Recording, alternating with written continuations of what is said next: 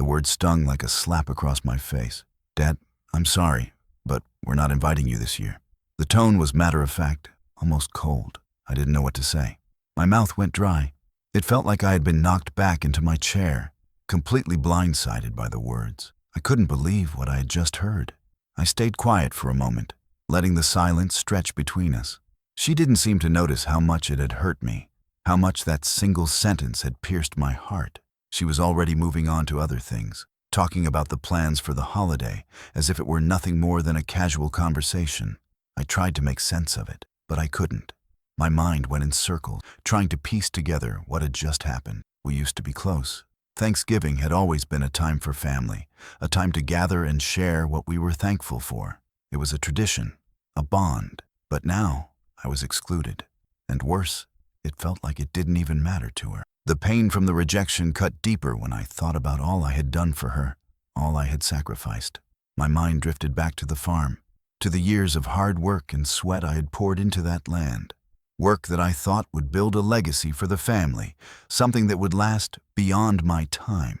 I gave that up for her future. I thought it would make a difference. But now, as I sat there, struggling to process her words, I realized she hadn't even noticed the plaque with our family name on it, hanging in the church where they would be celebrating. The farm, my last gift, the one I thought would make her feel proud of our legacy. She didn't even care enough to acknowledge it. I didn't say anything. I couldn't. I wasn't sure what I would say, or if it even mattered anymore. I didn't want to beg for a seat at her table. I had to swallow the lump in my throat and tell myself that I wasn't going to let this ruin me. I kept my voice steady as I nodded, though inside, my heart felt like it was breaking into pieces. "All right," I finally managed to say. "I understand." But I didn't understand, and I didn't know how I would get past this. Have you ever been excluded from a family tradition? How did it make you feel? The farm was more than just land to me. It was everything. It was the culmination of years of hard work, blood, sweat, and countless sleepless nights. I had spent decades tending to it, making sure it thrived, all for the future of my family. It was a place where memories were made, where my children grew up, where we all celebrated life's milestones. When I first laid my eyes on that plot of land, it was nothing but overgrown fields and neglected structures. But I saw potential that no one else could. I worked day and night to build something from scratch. My hands were raw from digging, from planting, from fixing the barn, and from making sure the crops would grow. I spent hours in the field, often losing track of time, always thinking about what I was building. For her, for all of us. It wasn't easy, but I didn't mind. I was doing it for my family. I wanted to give them something that would last, something that would provide for them long after I was gone. I thought if I worked hard enough, the farm would become a legacy for my children to inherit, a piece of our family's history. But now it felt like all that sacrifice was for nothing. I couldn't help but think about how the farm used to be a symbol of everything I had hoped for. Hope for a future where we could all come together, where my daughter would one day look at the land and be proud of what I had done. I thought she'd see it as something important, a part of who we were. Instead, she had no interest. She barely even acknowledged the sacrifice it took to get there. Every time I tried to talk about the farm, to share memories of how we built it together, she'd brush me off with some excuse, some half-hearted comment that left me feeling empty. It was as if the farm, and everything it stood for, was something that didn't matter to her anymore. It was just another part of my past, forgotten. I'd always imagined that one day she'd come back, that she'd want to carry on the legacy. But now, sitting here, I knew that wasn't going to happen. I could feel the weight of that truth pressing down on me. The farm wasn't just a piece of land. It was my final gift to her. And now, as I sat here, wondering why she couldn't see it, I realized that the farm had become another casualty of our broken relationship. She wouldn't understand. She couldn't. What do family legacies mean to you? How do you preserve what matters most? I couldn't pinpoint exactly when it started, but I could feel it.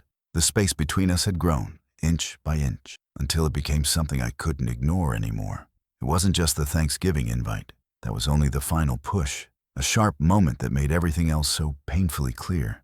It was the way she had started avoiding me, the way her calls grew shorter, the way her visits became more sporadic, always with some excuse. I tried to ignore it at first, convincing myself that it was just a phase. She was busy after all.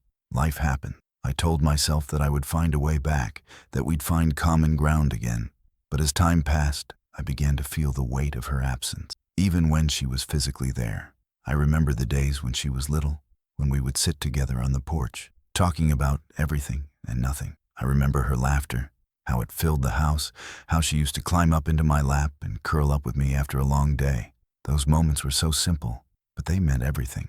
But now, there was nothing.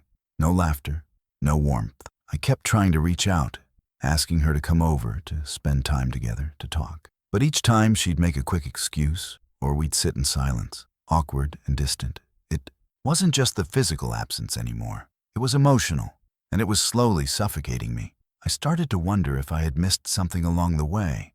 Had I done something wrong? Did I make a mistake that pushed her away? I questioned myself endlessly, replaying every conversation, every argument. I even wondered if it was because of the sacrifices I had made, the farm that had taken so much of my time and energy. But then I realized that it wasn't just about that. It was the emotional distance, the disinterest, the coldness. She no longer seemed to care about what I had to say or what I had done for her. My thoughts became consumed with that question. How did we get here? How did we go from being close to this empty silence? The realization hit harder than anything. The relationship, the bond I thought we had, was slipping away, and no matter how hard I tried to hold on, it was beyond my reach. How do you cope when a loved one pulls away emotionally? What do? I gave everything for this family. It wasn't easy, and it wasn't without sacrifice. I didn't just work hard, I worked relentlessly, pouring every ounce of energy into making sure my family had what they needed. The bills, the loans, the endless expenses. It felt like the weight of the world was always pressing down on me. But I kept pushing through because I knew I had to. I was doing it for them, for her. Every penny I earned went toward securing a future where we wouldn't have to worry about money, where we could live comfortably. I remember the long nights sitting at the kitchen table, balancing the checkbook, cutting corners just to make sure there was enough to cover everything. I didn't mind the struggle. I thought it was worth it because I was building something bigger than myself. But it wasn't just about paying the bills. It was about giving them a future. That's why I worked the farm, why I put everything into it, everything I had left. It wasn't just a piece of land. It was a foundation, a gift to my family. It was supposed to be something they could rely on when I was gone, something that would carry on our family's legacy. I thought she would appreciate it. I thought she'd understand the sacrifice. But now, I see how wrong I was. The farm had always been my gift to her, my way of showing love and devotion. It was never something I expected praise for. I didn't want to thank you. I wanted to give her something that would last, something that would remind her of what I did for her, for us. But when I see how easily she dismisses it, when I see how she doesn't even notice what it represents, I feel like all my efforts were wasted. I worked so hard I made sacrifices that no one will ever understand. I didn't just give up my time. I gave up my health, my peace of mind. And what for? To have it forgotten? To have it treated like it didn't matter?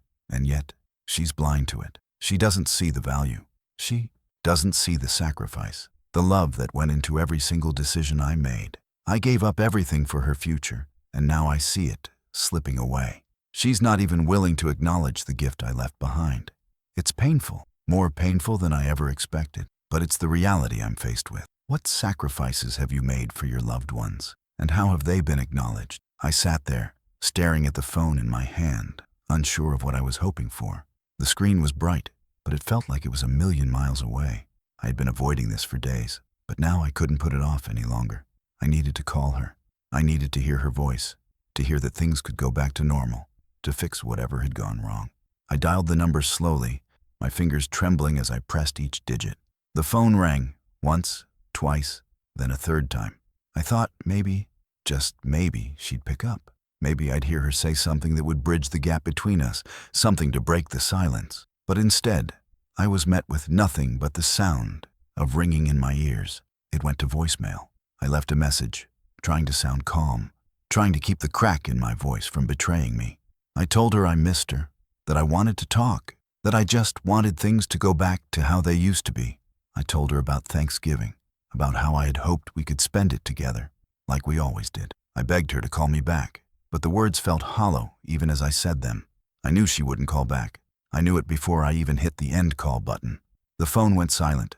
I sat there for a long time, looking at it, waiting for something that would never come. I didn't expect a miracle. I didn't expect her to drop everything and suddenly realize how much she was hurting me. But a part of me, maybe the foolish part, thought she'd care enough to at least respond. But she didn't. The rejection was sharp, biting, and it cut deeper than I had anticipated. It wasn't just the absence of her voice. It was the weight of her silence, the growing distance between us.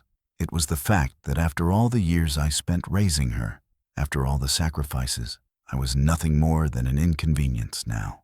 The emptiness of it was overwhelming. I had spent so much time and energy trying to keep the connection between us alive, and yet it felt like I was the only one still trying. The loneliness, the isolation, it was starting to suffocate me. I could feel the exhaustion in my bones. I had been fighting for years, trying to hold on to something that no longer existed. But now I had to face it. This was the reality, and I was left with nothing but a phone call that would never be returned. How do you handle rejection from a loved one? Do you keep reaching out, or do you give up? I don't think I was ready for what I found that day. I had been going through old boxes of paperwork, trying to sort through some of the things that had been gathering dust over the years. I wasn't looking for anything in particular, but there it was, sitting in the back of the closet, hidden behind years of forgotten files. The envelope was plain, nothing special about it, but the moment I opened it, I knew. It was a letter from the bank, a statement confirming a recent transfer of funds, money that should have gone to me, but instead was transferred into a new account. It wasn't a small amount. It was everything I had worked for. And then I found more, statements, documents, and letters, all confirming what I had feared. The farm I had given to her, the property I had worked my whole life to build, was being sold. And not just that. The proceeds were disappearing into some other account. My name, my signature, everything I had worked for was being disregarded. I couldn't believe it. I felt like I had been punched in the gut. How could she do this? After everything, after all the sacrifices I made, how could she just take it all and sell it without even telling me? I sat there, staring at the papers in my hands, the weight of it crushing me. I had given her the farm, the land that meant so much to me. It was my legacy, my final gift to her. And now, it was gone. She had sold it, probably without a second thought, without any understanding of what it meant to me. It wasn't just about the farm. It was about everything I had given her over the years, the long hours, the hard work, the sacrifices I made so she could have a better life. I had always thought she would appreciate it, that she would understand what I had done for her. But this was beyond anything I could have imagined. I felt sick. I felt lost. And then, slowly, a new feeling started to creep in. It wasn't anger, not at first. It was disbelief, a kind of numbness. But it was followed by something even more painful, the realization that she didn't appreciate a single thing I had done for her. She didn't care. I had given everything, and she had taken it all without a thought. I didn't know what to do anymore. I had spent my whole life trying to protect her, trying to give her everything I had.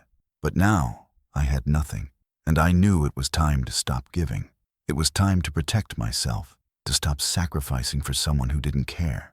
How do you protect yourself from family members who continually take advantage? I don't know what I expected when I walked into the lawyer's office, but it wasn't the cold, calculated weight of what I was about to do.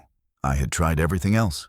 I had tried to reason with her, to explain my hurt, to keep the relationship intact. But now, sitting in front of this lawyer, I knew it had come to this. I was going to have to take legal action to protect what was left of my legacy.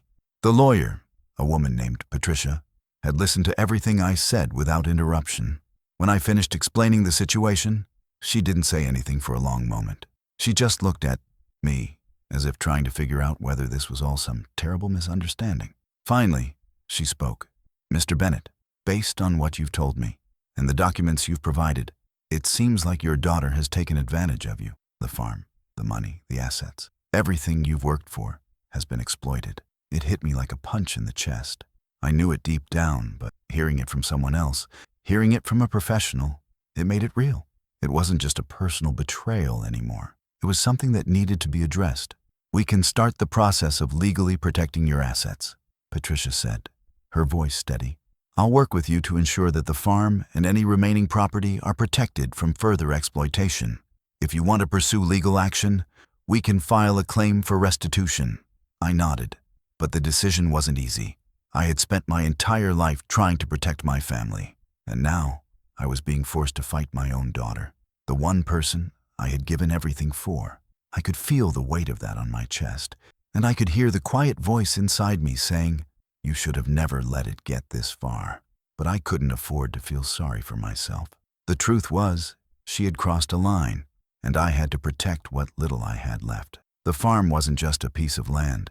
It was a symbol of everything I had built. I wasn't about to let her take that from me. As I sat there in Patricia's office, listening to the details of what would happen next, I felt the first inkling of strength returning. I was finally doing something about this. It wasn't much, but it was a start. It was the first step toward reclaiming my life, my legacy, and my dignity. I wasn't going to let this go. Not anymore. Would you take legal action against your own children if it meant protecting everything you worked for? Would you be able to do it? I've spent years wondering what went wrong. Years trying to understand how a father could be pushed aside by his own daughter. But I've come to realize something important in all of this. The past is gone, and there's no bringing it back. The farm was my last gift to her, a symbol of everything I worked for, everything I hoped for her future. I thought it would carry on, that she would appreciate the legacy I built. I imagined her standing on that land, knowing that it was her birthright, her foundation. But now, it's just another piece of my past that she doesn't care about. I gave her everything I could, every ounce of energy, every moment I had. But now, I can see it clearly. She may never understand. She may never know how hard I worked to give her the life she has, how much I sacrificed to give her a future that I thought would be better than mine. The pain of that realization stings, but there's a kind of peace in it too. Because I know now that I did my best. I don't regret the sacrifices I made. I regret that she couldn't see them, that she couldn't appreciate them. But I did what I thought was right, and I gave her all that I had. I can't change the past. I can't make her understand. But I can reclaim my dignity. I've spent so much time holding on to the hope that things could be different, that one day she would come back, that we could fix this. But I know now that it's time to let go. It's time to stop trying to fix something that's broken beyond repair. So, I'm letting go of her. I'm letting go of the relationship that once meant so much to me. I'm letting go of the hope that things could go back to how they were. It's not about giving up. It's about finding peace in the reality that the relationship I wanted isn't going to happen. I'll carry the weight of the farm in my heart, but I'll leave the rest behind. It's my final act of self-preservation. And for the first time in a long time, I feel like I'm finally doing something for me. Would you ever forgive someone who betrayed you this deeply? Or would you walk away for good?